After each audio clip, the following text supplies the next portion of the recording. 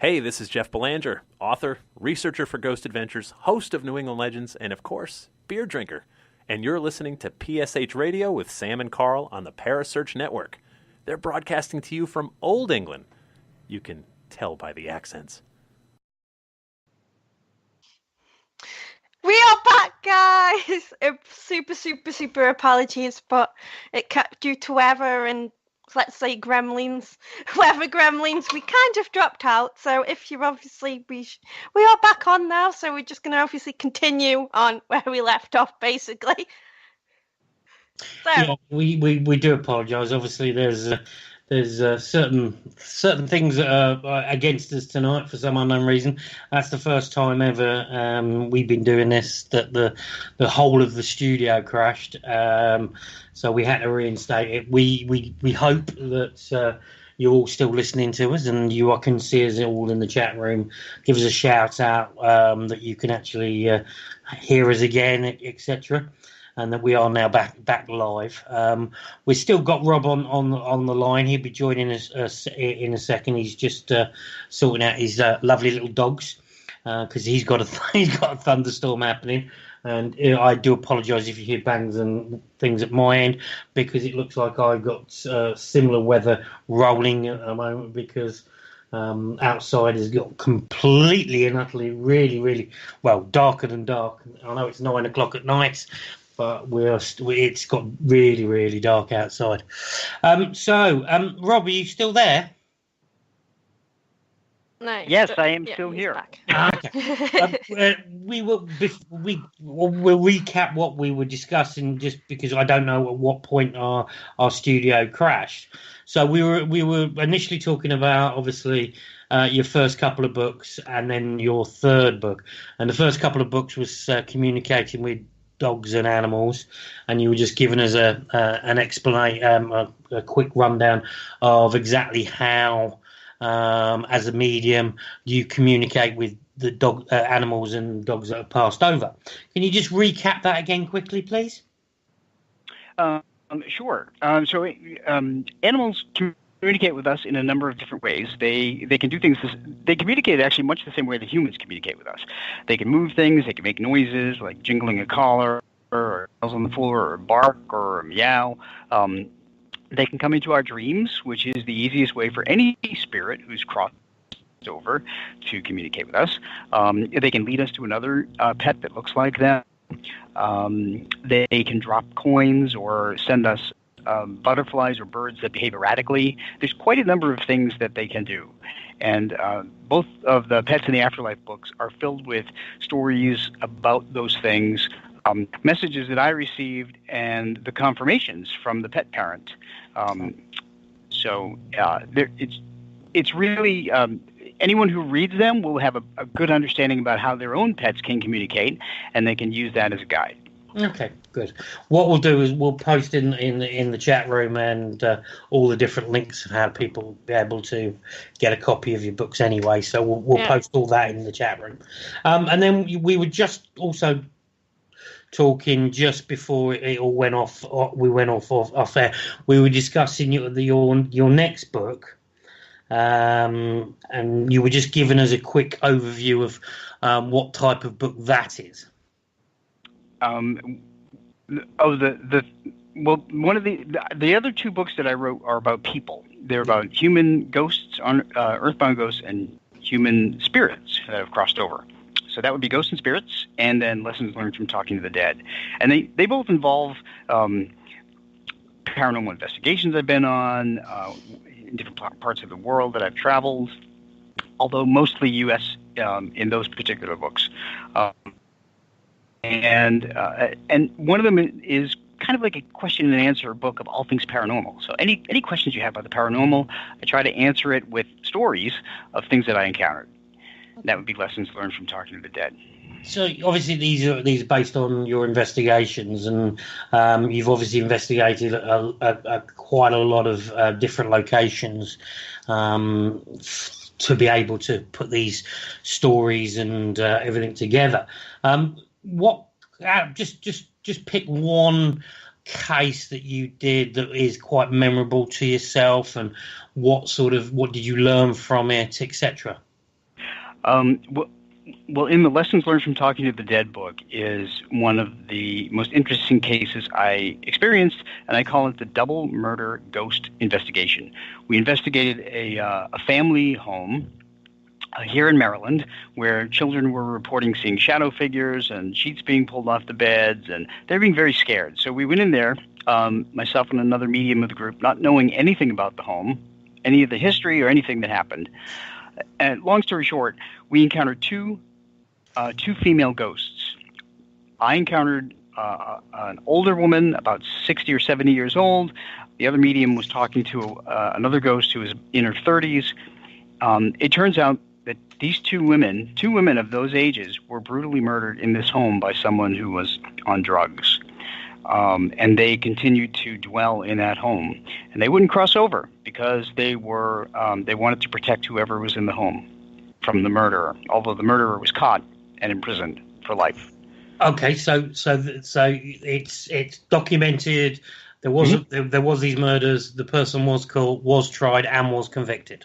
Yes. Oh, yes. Okay. That's cool. Yeah. So we learned that. Afterward, after we did the investigation. Oh, okay. It's just fascinating to get confirmation like that. No, Yeah. that's good, because it's good to be able to validate what you're picking up to actual physical documented events and actions that have happened that you obviously didn't know about, and then validates what you were picking up on your investigation. Yeah, absolutely, and I'm all about the validation. If I can't validate it, I won't write about it. Absolutely. Yeah. I think that's a great way. And obviously, I know, because we know a few mediums, you don't like to know the history before you go to a location either, do you? No, I don't want to know anything. As a matter of fact, the manager of our paranormal investigation group doesn't give us the address until about 1 hour before we're supposed to be there, which gives us no time to do anything other than look for direction.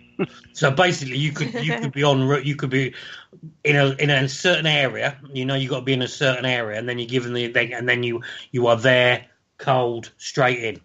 Yes. Yep, that's the way we go in. That is, I think that's a good way of doing it, particularly with mediumship, etc. That there's a lot of people out there that will say, "Oh yeah, most mediums will read up about this. They'll have preconceptions, etc., etc." But if you're completely blind, you don't even know an hour before you're going into a location. That's really, and you're getting hits, and then you can then validate them afterwards to actual physical events that happen and convictions of the murders. I think that's really, really interesting. Absolutely, yeah. It makes for a very interesting investigation and confirmation at the end. Mm-hmm. Okay, cool. So you've written these books, and then you were mentioning just before I don't know whether anybody that was listening heard it, but you said you've recently or you've written another book about your times on vacation to the UK. I have, and it's one of my favorite books because it involves history and dead people. It's called The Ghosts of England on a Medium's Vacation. What a great title! And these are actual ghost stories that you will never read anywhere else because they're only my experiences. And what's interesting is that I was actually able to prove the identities of several of these ghosts, quite a few of them actually. I ran into a couple of queens.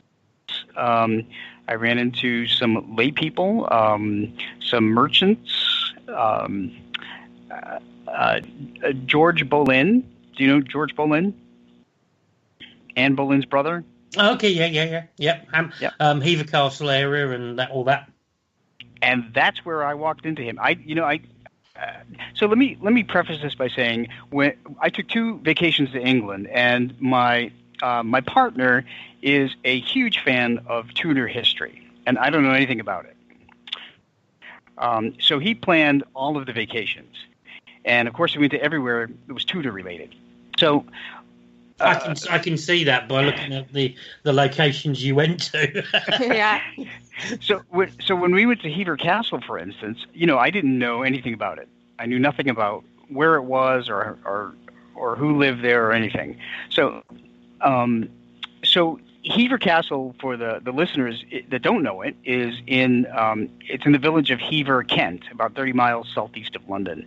And the castle was built in the 13th century, and it was the home to the Boleyn family. Well, I didn't know that.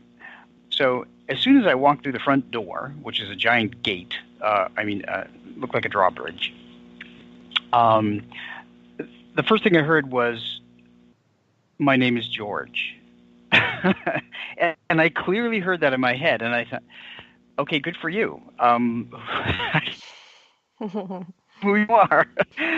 So I turned to my partner and I said, do you know anybody named George that would be related to this property? And he said, well, of course, that's George Boleyn. And I said, okay, who's George Boleyn? And he said, that's Anne Boleyn's brother. And George was executed by Henry VIII. Because he falsely accused Anne of having intimate relations with her brother, George. So what's fascinating about this particular chapter, and by the way, I sketched a picture of George in the chapter. I used to like to draw comic books when I was a kid, so I can still draw a little bit. So the picture's in there. He actually toured us around the entire castle.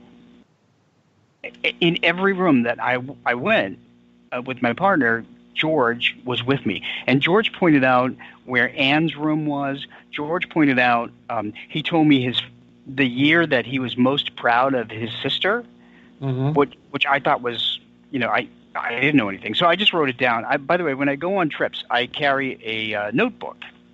And I just write everything down because I never know what I'm going to see. And I want to remember it when I come home.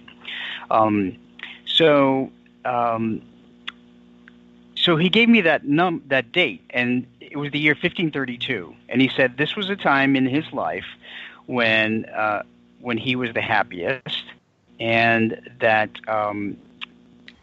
he was very proud of his sister. Well, according to Google, September 1st, 1532, Henry VIII bestowed upon Anne the title of Marquis of Pembroke.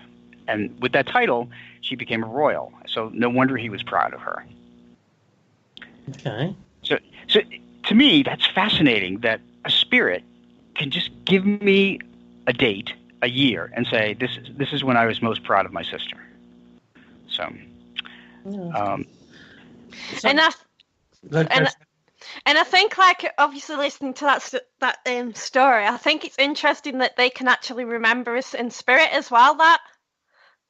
Yes, yeah, they absolutely can. So George gave me a whole bunch of other signs that are in the chapter in the book, but so I won't spoil it. But no, okay. Because just look at you basically looking at the research that you kindly sent over to us. You were touring places all around where I live. So because I'm 20 minutes, half an hour away from Hever. You also went to literally Leeds Castle, which is literally 10 minutes up the road from me. So I can see that you went to Leeds Castle as well. Did you experience anything at Leeds Castle?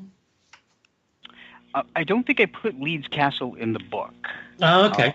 But I do remember that there was a lot of residual energy in Leeds Castle, but there wasn't an interactive ghost that I ran into there.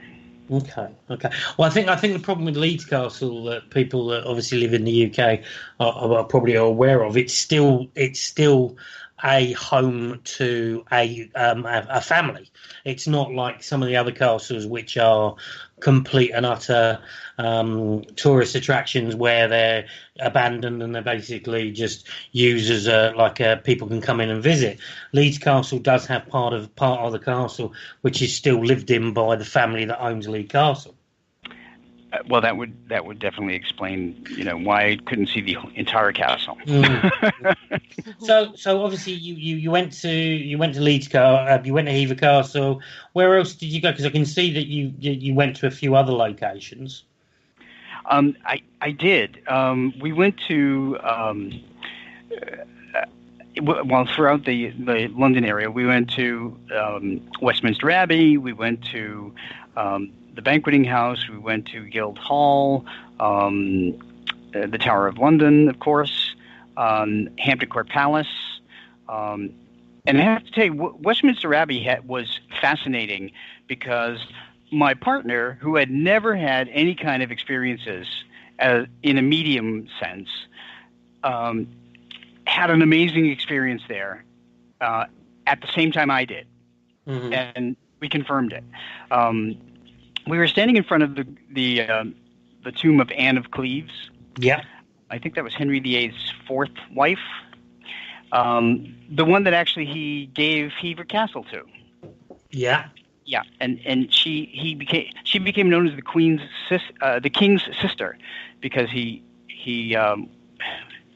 never consummated the marriage.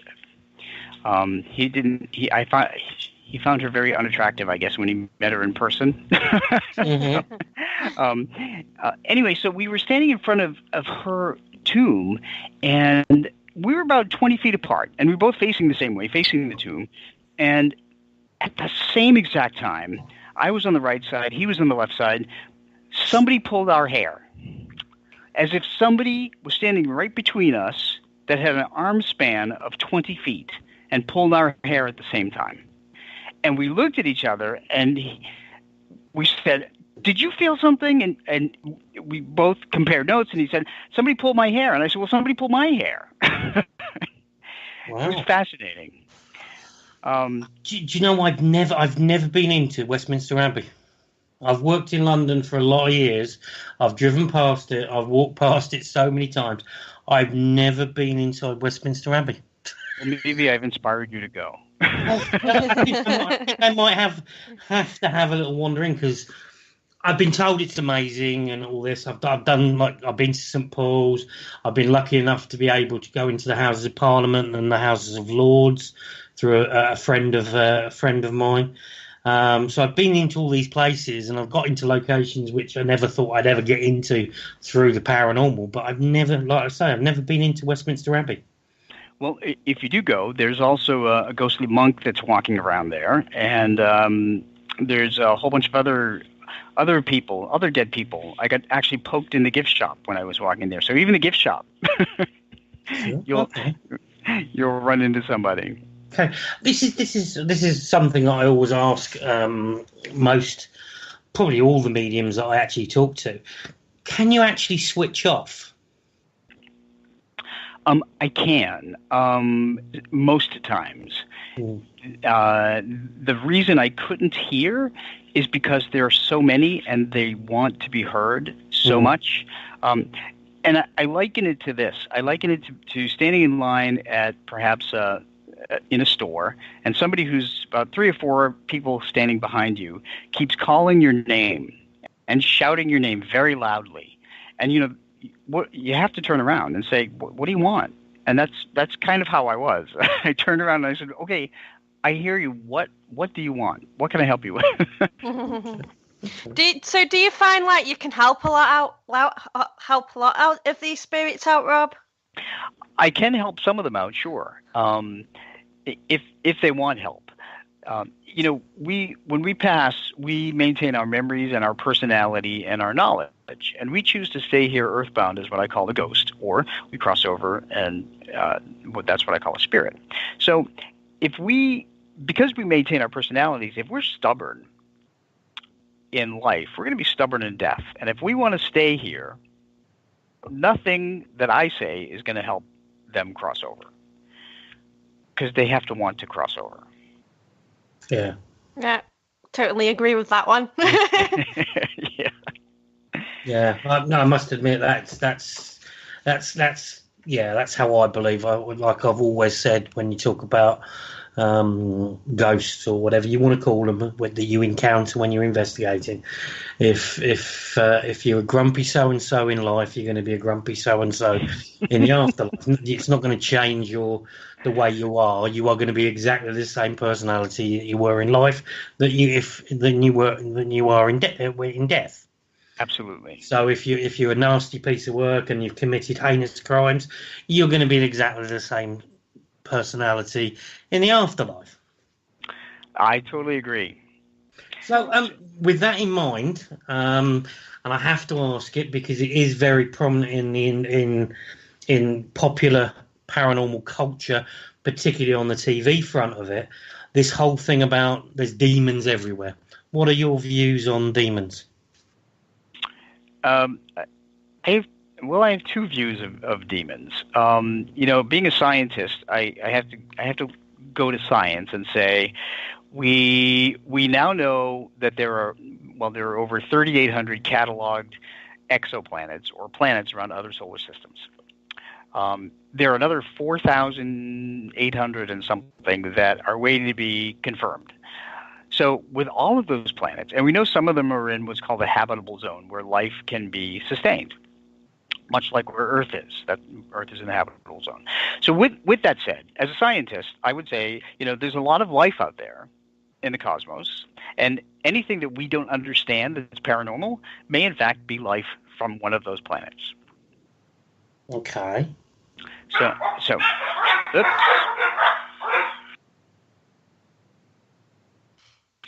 That's life right here on Earth that you heard. Thunderstorm out thunder, I'm guessing then. Yes, a barking chorus during a thunderstorm. Nothing wrong with it. It just means it's like a real conversation. Yes. So the other thing too is that I think people often also mistake demons or call things demons that were just really evil or misguided people, because there are some really evil people that stay behind, and they want to do things to the living. They still want to do things to hurt the living, because that's just the way they are. Exactly. Obviously, if when you were alive, you had this urge to kill humans or kill other living people. That's not going to disappear when you pass over. Yeah, absolutely. Yeah, which I quite agree. I think that's a lot of things about it. Is I think a lot of people, because of paranormal pop culture on the TV, that hashtag everything's a demon, people are going to jump to those conclusions. But yes, I think there are things that are completely unexplained that potentially down the line can be cross over that boundary. But I think majority that is out there that people band under that pigeonhole that they put everything in, saying it's a demon, I think is down to unhappy, grumpy, evil, murderous people that were like that in alive and that are like that in death. Yeah, or it could be somebody's mother-in-law that they don't get along with. Yes, well, yeah, that's another thing for another show. So I have a question for both of you. Have either of you heard of Thornbury Castle? Yes. No. I have. Okay. Have you been there? I haven't. No, I haven't been there. I know I've heard of it, so yes. So the reason I asked that is because it's now a luxury bed and breakfast, and it was during Henry VIII's time that it belonged to the Plantagenet family. I think the Duke of Buckingham owned it, and he was a threat, so of course Henry took his head off, and the castle was never finished. So now it's a luxury bed and breakfast, and I had the pleasure of staying there, and in our room, of all rooms, there was a ghost. There was a male ghost, and I know what room it is, but I can't say it because I don't want anybody to go to the castle to see if they can find him. But long story short, both Tom and I sensed, Tom is my partner, we sensed that there was a male ghost as soon as we walked in there, and we got the feeling that he was some kind of military relation there. I get messages a lot when I'm in the shower, and at night when I took a shower, he told me his name was Rupert, and then he revealed a couple of other things. He said something about Whittingham. Now, I didn't know what Whittingham was It's apparently a location somewhere close by to Thornbury Castle. Well, there's if it's the same place, there's a castle called Whittingham Castle. Well, I don't know. You got me on that one. Okay. I'm just the way you've said it. I know there is a. I'm pretty sure it's Whittingham Castle. Whittingham Castle. I think it is.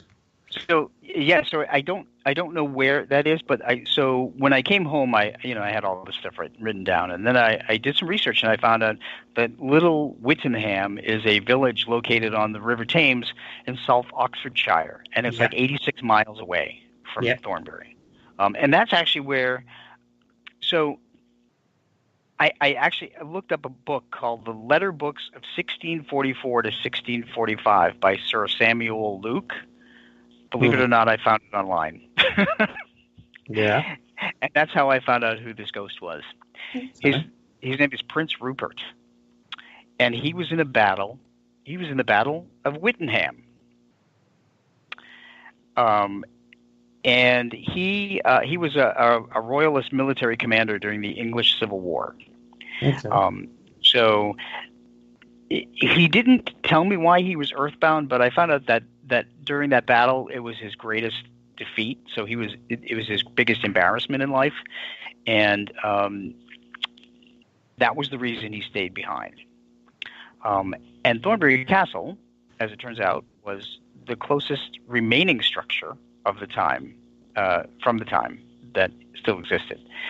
But he was in my room. And what's kind of funny, and I think you'll get a kick out of this, is when we decided to go to sleep, and there's a lot more in the chapter, but when we decided to go to sleep, I said, okay, Rupert, look, I know you're here. I'm not going to bother you.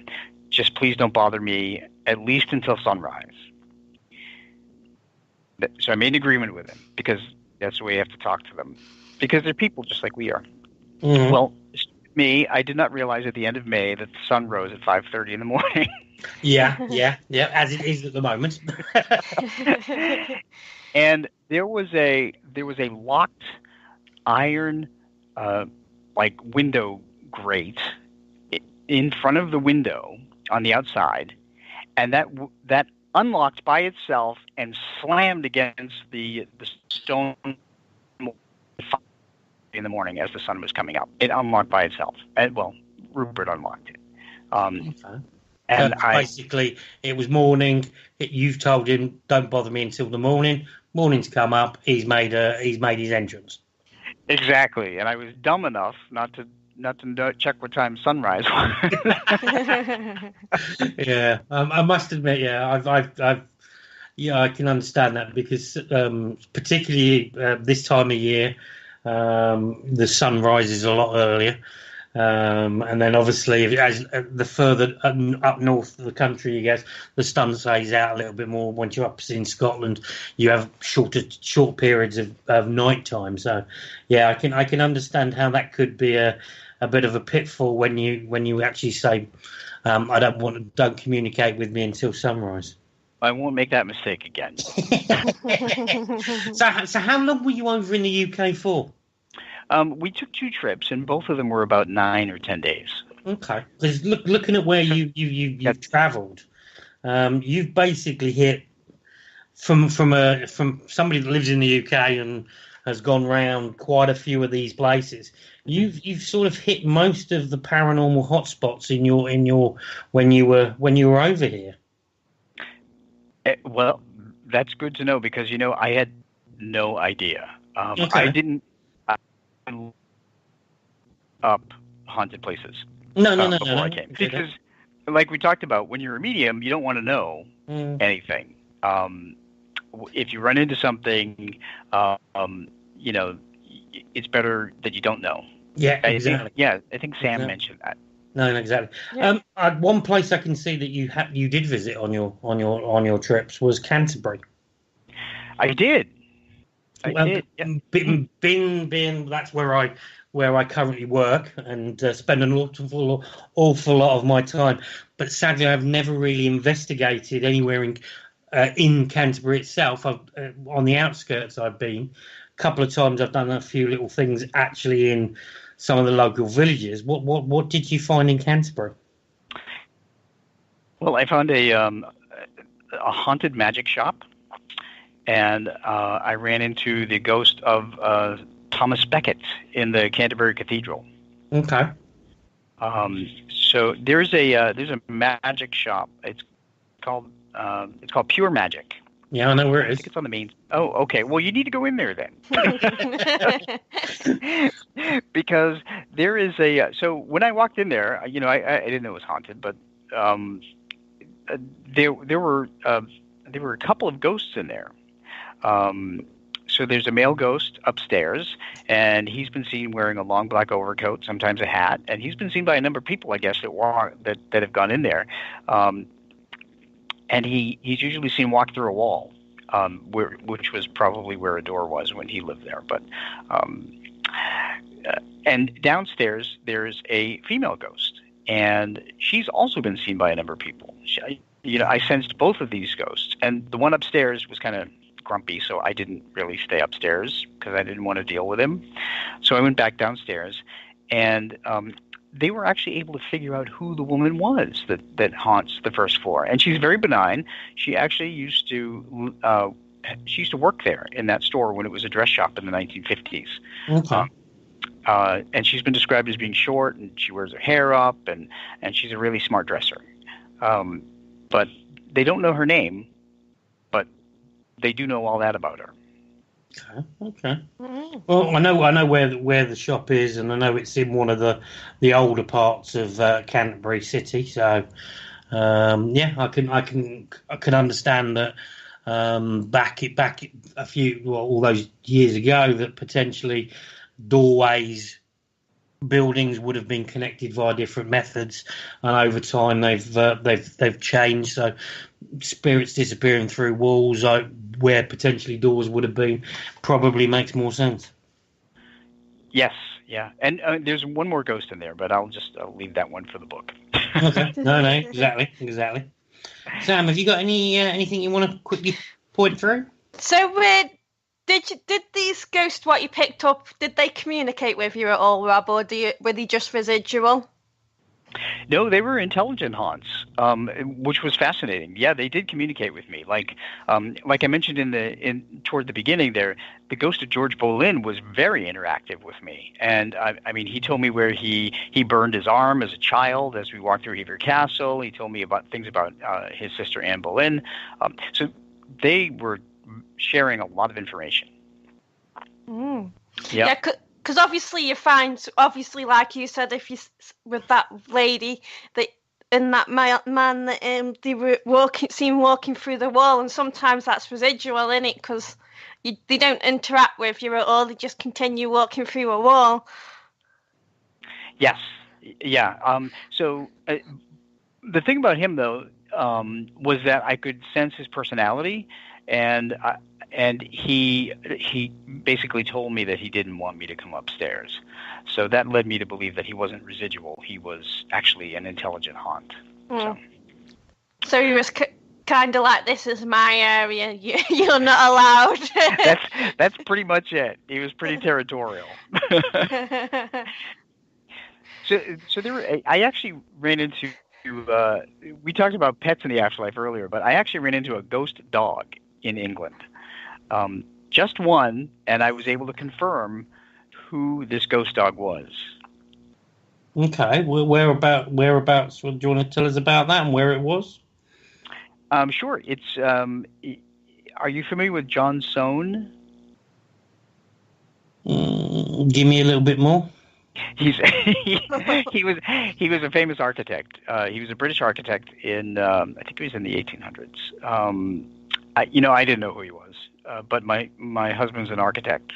That's why we went to see the museum. So the John Soane Museum is located around the corner from Baker Street. No, okay, yeah, I know Baker Street. I went to I wanted to go to the Sherlock Holmes Museum, which is what we did. And then he said, "Oh, no, we need to go to the John Soane Museum." So I said, "Okay, I don't know who that is, but whatever. So we went in, and as we walked in, I looked at him and I said, "There's a dog running around in here." And he said, "I don't hear a dog." And I said, "No. There's a ghost dog running around in here. And it's a little dark colored dog." And he just said, "Okay." Well, long story short, as we walked through, that dog kept scampering around, and I kept seeing him. I actually saw the dog, which, like I said earlier, doesn't happen very often. And we walked into a portrait gallery, a portrait room, and there was a huge portrait of Mrs. Sohn, and on her lap was this little black and tan dog. And the dog's name is Fanny. And Fanny was Mrs. Sohn's favorite and only dog, as far as I know. And Fanny even has a little tombstone in the tiny courtyard that John Sohn constructed. So when I went to the gift shop room in the museum, which was his home, I asked the docent if anybody has ever heard or seen the dog in the museum. And she looked at me kind of funny, and I thought, okay, she thinks I'm wacky. And she said, "Yes, everyone that works here has seen this little dog running around." And I thought, okay, she doesn't think I'm crazy. And then she said to me, "Do you sense any human ghosts?" And I said, "No." And she said, "Well, that's interesting because nobody else has seen any or sensed any human ghosts in here, just the dog." And she said, we all know it's Fanny. So she did convey a story that after the Sohns passed and the house was sold, the next owner had 2 dachshunds. We were talking about dachshunds earlier. And the 2 dachshunds were so scared they would not go in the house. So the new owners had to have the dachshunds stay at a neighbor's house for the rest of their lives. Crazy. But they were afraid of little Fanny. Well, I think that's quite common when you especially with living animals, they come to a certain area that I've seen it, where a friend of mine, their dog won't go into a particular room in their house. Mm-hmm. It will just stand there, heckles up, and just growl at this particular room. So I think that is quite prevalent when it comes to like living animals reacting to something that we can't see, but they can see and sense. Yes, and they can hear them too. In my Pets in the Afterlife books, explain dogs have different configurations in their eyes of cones and rods that enable them to see faster movement, and spirits move at that higher vibration, and they can hear at different frequencies. We can't, but spirits communicate at different frequencies that we can't hear. So we use digital recorders. So dogs and cats can see and hear earthbound ghosts and spirits.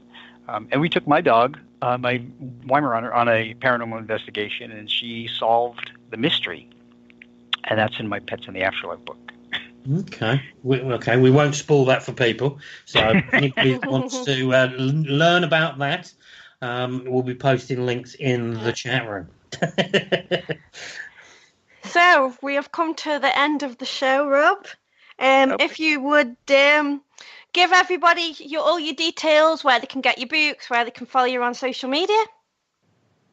Oh, okay. Wow, that was a fast hour.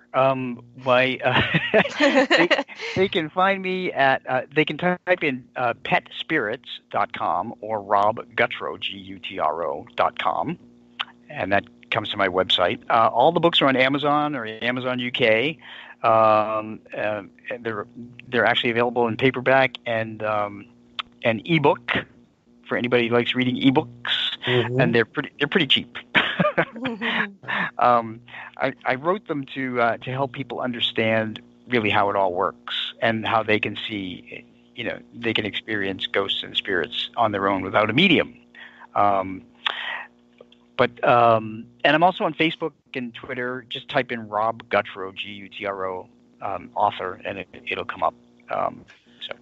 And what we'll also do, Rob, we will get you booked on for a full hour. Obviously, we've had a few technical issues. but our time constraints are a little bit awkward at the moment. So with this particular one, obviously, we only have a set period of time. But we will get you back on really, really soon. Particularly, probably we'll get you on when your book comes out. Well, it depends on which one. Well, we're not fussy. Whenever you got a book out, we'll get you on. Okay, if you ever want to talk about pets in the afterlife, I could do a whole conversation about that with you, because there's some amazing messages that pets have shared with me. Yeah, I think that we could do a full hour on that, because that fascinates me. Because, like we were saying when we were rudely taken off air, that a friend of ours, she communicates, and she's done work with talking to dogs and animals and cats and stuff like that. So I think we can definitely get you on, and we'll do a show with you talking about your experiences, the messages, and obviously we'll do that more. And hopefully, fingers crossed, we won't have the technical issues that we've had tonight. That sounds great to me. And no thunderstorms, please. Exactly. No thunderstorms, perfect weather conditions, and no interruptions in the show. Okay. Well, thank you. With that said, everybody, obviously, as always, if you miss any of our shows, you can find us on Spreaker, which you are listening to right now. You can also find us on YouTube, Podbeam. And would you like to say good night, Carl? Good night, and thank you very much, Rob, for coming on the show. Thank you all. Good night, and it's a good night from me, guys. Thank you for listening. Don't forget to join us for more shows throughout the week. Find us on Facebook, Twitter, and the World Wide Web to keep up to date with all the shows right here on PSH Radio.